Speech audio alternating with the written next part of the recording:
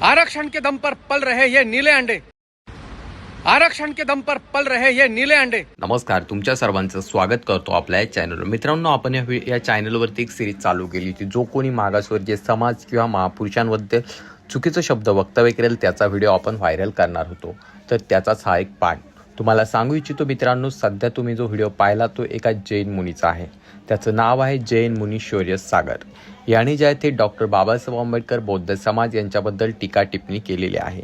आणि हा जेव्हाही बोलतो किंवा जेव्हाही हा तोंड उघडतो तेव्हा तोंडातून फक्त घाणच काढत असतो।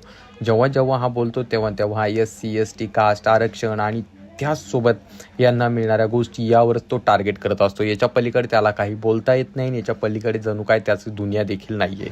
आणि या लोकांचं मेन दुखणं काय आहे, तर या लोकांचं मेन दुखणं आहे की आम्ही ज्या समाजाला इतके वर्ष दाबून ठेवलं किंवा ज्या समाजाला आम्ही दाबण्याचा प्रयत्न केला होता, तो समाज अचानक आता इतका प्रगत झाला, इतका समोर गेलाय, त्यामुळे यांची जळफळाट व्हायला लागते। आणि त्यातूनच ही जी किडे असतात ती जाती भेदभाव करतात, ते निर्माण करतात आणि अशा अनेक गोष्टी बोलत असतात। तर यांना समजायला पाहिजे की आपण कोणत्या जातीबद्दल काय बोलतोय। आपण जातीवाद करायला नाही पाहिजे, कारण आपण मुनी आहोत। जर तुम्ही जैन आहात तर तुम्ही तुमच्या समाजाबद्दल बोला, तुमच्या समाजाची प्रगती कशी होईल याबद्दल बोला, तुम्हाला अदर समाजांबद्दल काय करायचंय। परंतु यांना समाजाबद्दल द्वेषच पसरवायचा असतो। त्यातच याचा एक व्हिडिओ देखील व्हायरल झाला होता, मध्ये हा इतर समाजांबद्दल गरळ ओकताना दिसत होता।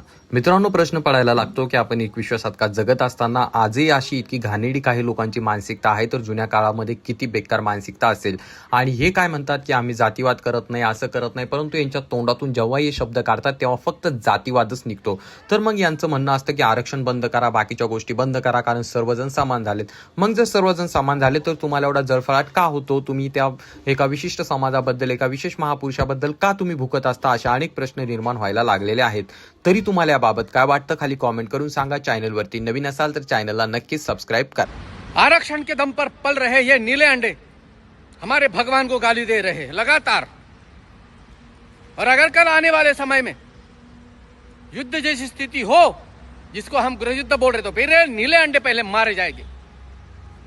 और इसका सारा दोष वर्तमान सरकार पर ही होगा, क्योंकि इन नीलो अंडों को आरक्षण दिया इस सरकार ने, एट्रोसिटी दी इस सरकार ने, UCG दिया इस सरकार ने।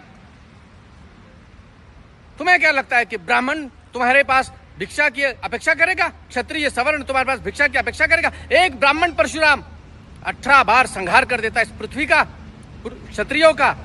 तो ब्राह्मणों में वो शक्ति है, क्षत्रियों में वो सामर्थ्य है। और ये भी याद रखना, अंग्रेजों से लड़ने वाले, मुगलों से लड़ने वाले क्षत्रिय ही थे। नीले